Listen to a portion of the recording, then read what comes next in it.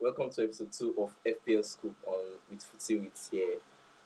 Today I'm here with my guest, Sunday, also known as FPL Rooster on Twitter and generally. Sunday is the host of the SNX podcast, I think, on FPL, Yes, yes, podcast on yes. FPL.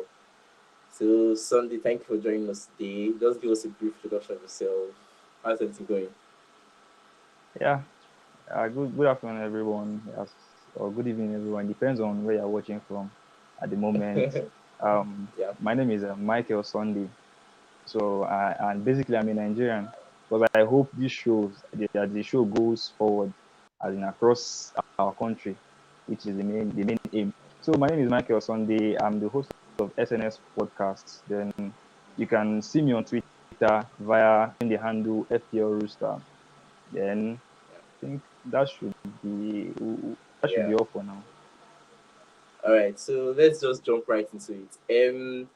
Game week 22, as we all know, is a double game week. So, the clubs that have the double game week fixtures are Manchester United, who have Aston Villa away and Brentford away, two away games. Yes. Then Tottenham, who have Arsenal at home, then Leicester away. Then we have Chelsea, who have Man City away and Brighton away. Brighton also has double game week, Watford, Burnley, Brentford and Leicester. Just goes on. So I don't know. How do you feel about this double game week? Is it good enough double game week? What do you feel about it? Yeah, at first I was feeling kind of like, let me say, not very happy going into the double game week, but after the conclusion of this double game week 21, as in Yeah, that excitement just came back again it's because back. of Yeah, yeah, I had Bowen as captain. So yeah, me and too. and one of the as in fixtures I'm looking very very forward to, that's playing the double game week, is Tottenham. So Tottenham, Tottenham, yeah. yeah, they are the one I'm very very interested into, and as in, and I feel like watching them. And if West Ham would have had another double game week too, also would have been great. But for the moment, I'm excited about the Tottenham game and the Everton game. I don't know why Yeah, that Everton yeah. game, but I just like the setup of the Everton game at the moment. Okay. I would have called Manchester United too, but we don't know if the person we all were interested in will be playing. So, Yeah, so yeah. So yeah. we're going to come to that later, Sha. But attacking wise, like, what do you feel is the best fixture? Like, which team has the best double fixtures attacking wise? I would say attacking wise. Hmm. Yeah. That's very difficult. That's very, very very difficult, because the only Yeah. game now looking as in possible now to get goals as an attacking wise is still the Tottenham game. Still the Tottenham game, because All that right. Tottenham Yeah. game, is a North London derby. So, and the Indeed. game Yeah. has never been a dull game. So that is a game to look forward to. Yeah, and I also think likes of Kane has a very good record against Yes, a Arsenal very, and very Leicester. good So, record in North London. I think he's the highest goal scorer in North London derby. And yeah, right. even Yeah. even if he's not on form, once it is a North London derby, he always as in aim to get a goal. So that's why he's one of the top picks going into game 22 for me. Okay. Yeah. Right. But you also know that the team is kind of now that Son is out and the kind of morale is not there. Do you think that Kane will still be kind of active to carry that game? Yeah, yeah, exactly. You have a point there. If we should look at it that way, there's still another great asset there in Lucas Moura. Also, is Yeah, great, because more. and we know how he has been under Antonio Conte recently. He has been doing very well, and Regulion too. But I don't back them for, I think, to keep a clean sheet. But attacking wise, I Yeah. would go for Lucas Moura and Kane. Why Kane because of the North London affair, and Lucas Moura because of the way he has been on form recently under Antonio Conte. So Yeah, but I personally feel like the best attacking the team with the best attack here is Watford, because they play, just imagine they play Newcastle away and then Burnley away. Though there are two away games, but I yes, feel like Watford to capitalize on it. Their team, they find it difficult to defend, so they just attack. And with two sides with the worst defense in the league currently, let's say yes. like at the last five bottom of the worst defense in the league, and possibly how do you think they can attack? Yeah, you know what I feel with that game.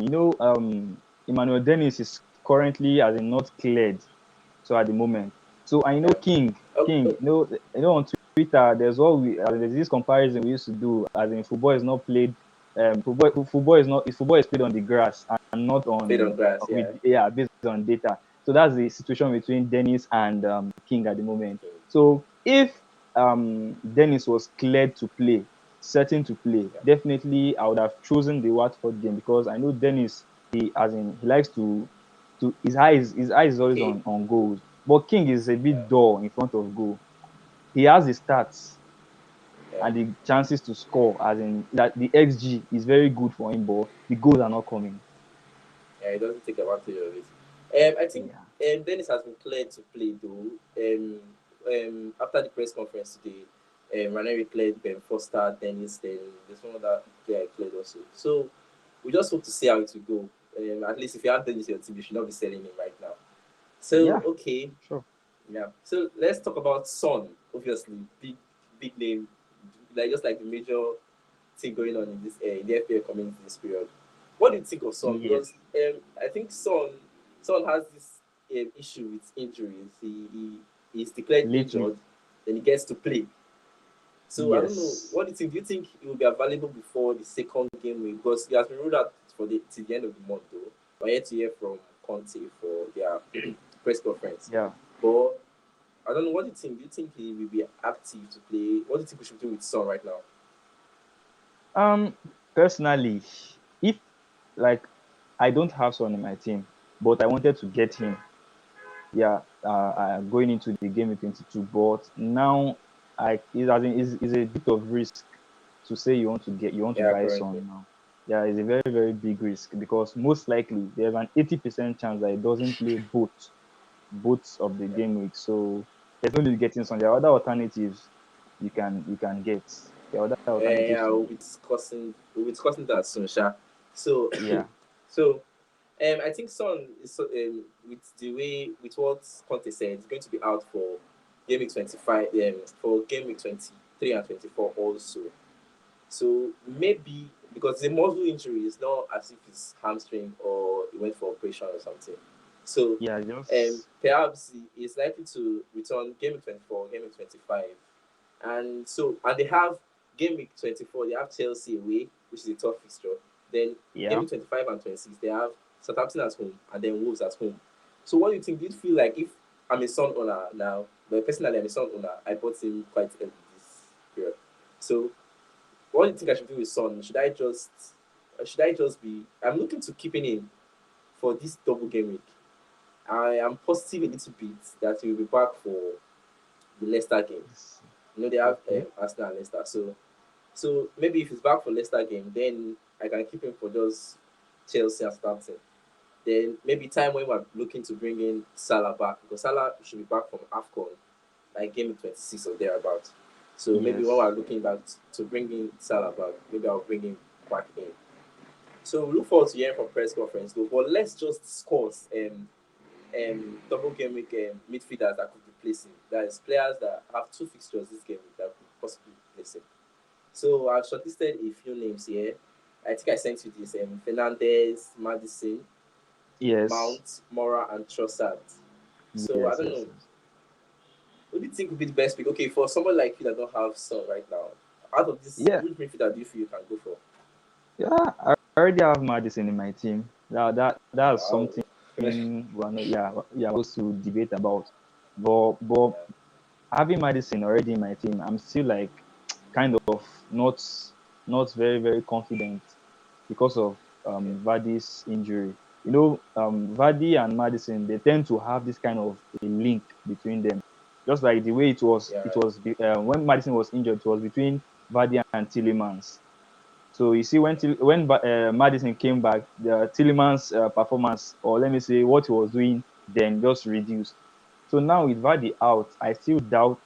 Uh, I still doubt I don't know what's going to be the performance of Madison, but I'm just optimistic at the moment, and let's see. Okay. But I already have Madison in my team, so if I was to go for another person, definitely to be Lucas Moura.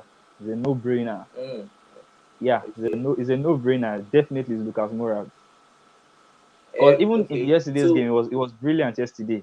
In the game versus Chelsea, it against was Chelsea, very right? good. Yeah. Yes, it was very good. So and he has been good on Antonio Conte generally. So it's a no-brainer. I'm bringing in Lucas Moura. All right. So that's nice. But okay. So looking at here, the thing is, Lucas Moura has not really been a steady starter even under Antonio Conte. So, Yes, and with Son out, most likely we start all games with Son being out. yes, But if we are looking forward to bringing somebody that we would like to get keeping our team for subsequent games, game 23, game 24, thereabout, do you think Mora would be like the best choice? yeah. Moura is the best choice as in under two circumstances. Number one, Okay. because he's a budget midfielder. And Yeah, number two 6.5 is million. number two is going to save you some cash to spend elsewhere and awaiting Salah's return. So All right. definitely Lucas Moura, because if you should get Fernandes now, definitely you might do some changes later on in your team. So when Salah comes back now, for you to bring Salah back to your team, I know Salah. If you don't have Salah and when Salah performs, the way everybody has him Yeah, in their team, he yeah. just as in It you might affects just your rank. drop your rank. Yeah. So everybody have to bring back Salah in. So Lucas Moura is just like an easy route to to Salah's return. Okay. So I definitely is get Lucas so. Moura.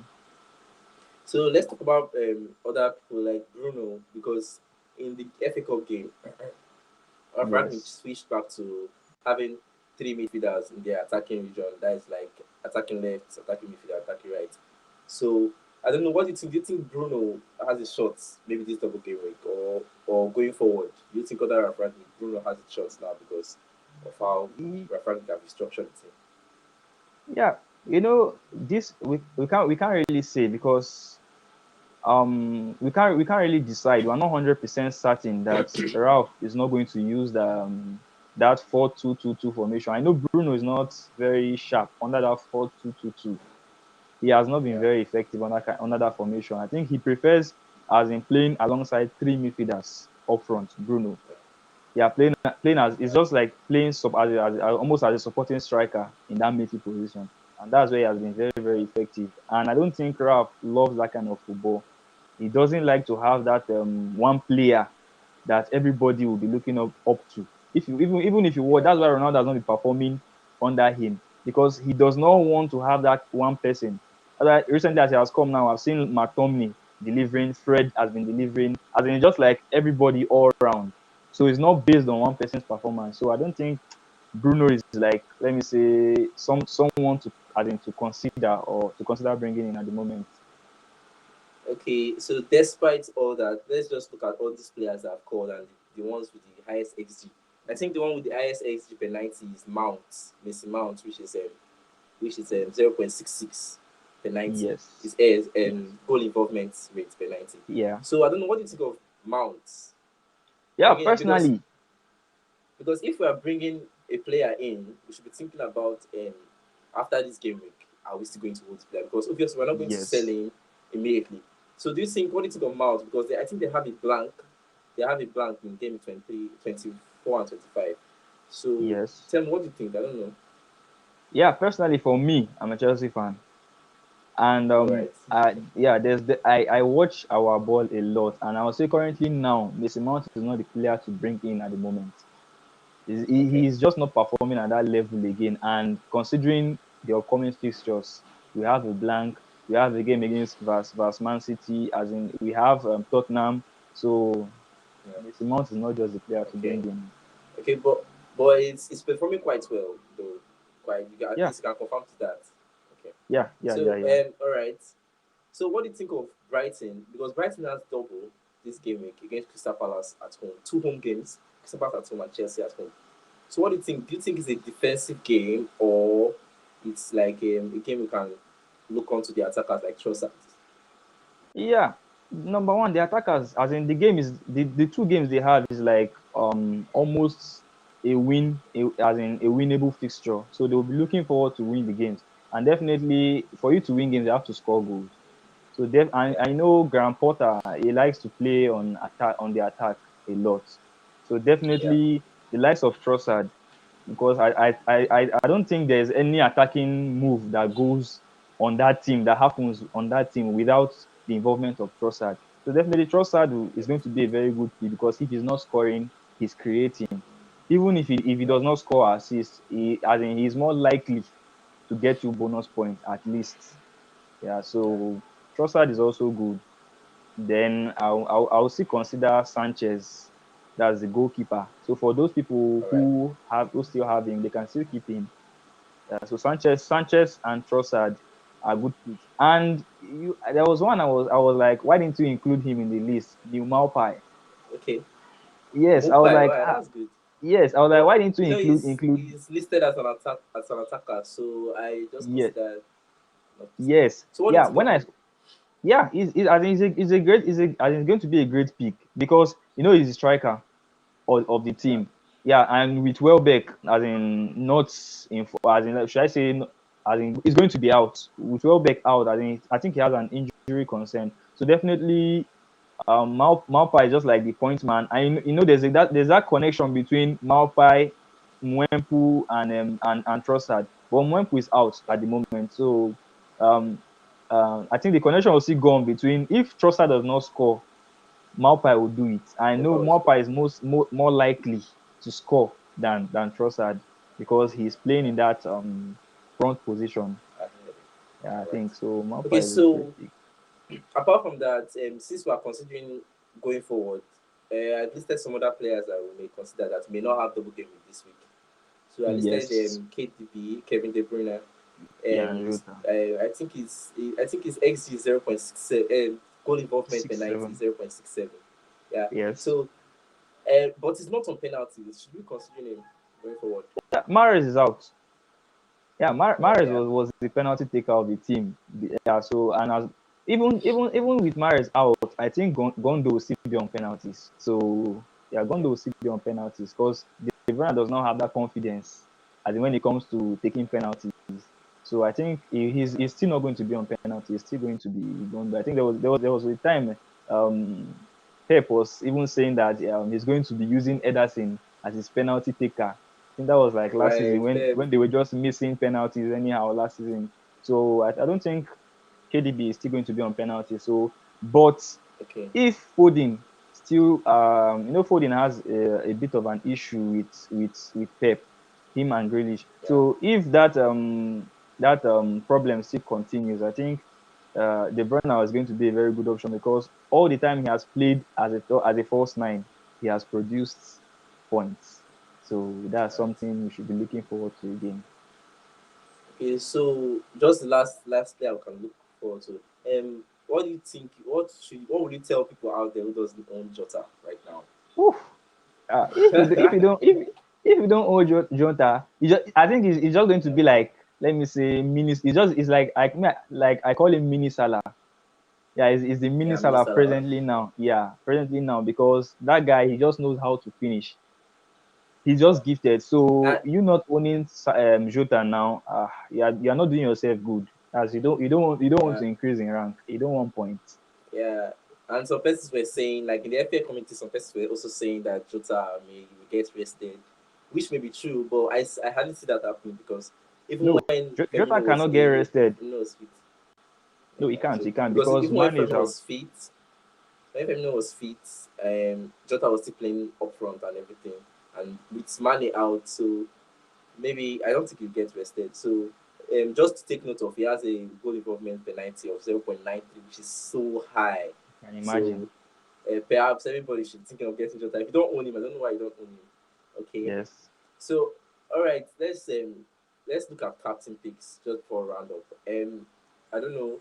I've shortlisted Ronaldo, King, and Harry Kane as three captains we'll be looking at this game because it's difficult to choose a captain this game. I believe you've observed that. So Yeah, very, very yeah. difficult. So I don't know what you think So of. You already said you may captain Kane. So what do you yes. think of likes of King, maybe Dennis, and then Ronaldo? Oh, Ronaldo. I if I'm to free it, and I'm given the Yeah. chance to, like, let me say, okay, between Ronaldo and Kane, who to sign? Definitely, I'm going Kane. because of the history he has over Leicester and Arsenal. So Ronaldo, I don't think I'll be looking forward to Ronaldo. And considering the performance of Man U lately, Ronaldo is not a player to touch right now. So I'll still leave him. I'll go for Kane.